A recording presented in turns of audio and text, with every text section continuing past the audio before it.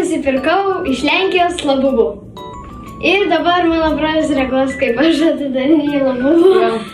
Aš nusipirkau jį iš Lenkijos, čia prie jūros buvo toksai, kaip pasakė, turgelis, kur ten pardavinėjus visokie daikčiukai ir Labubu. Tai aš nusipirkau iš kolekcijos Have a Seat ir mano brolis pasakė, kokį man paimti. Tai aš tikėsi, ten bus Dada arba Kiukiu. Ir man sakė, jeigu aš išrinkau teisingai, man duos 10 zlotų.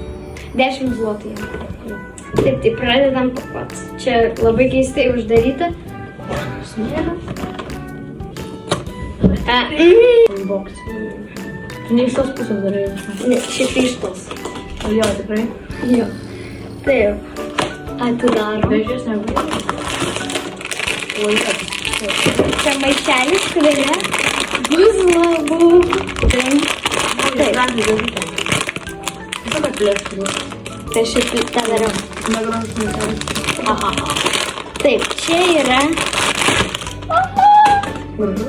Žodžiu, va toksai vat Labubu. O, pala. Aha, čia dar šitas yra toj. O.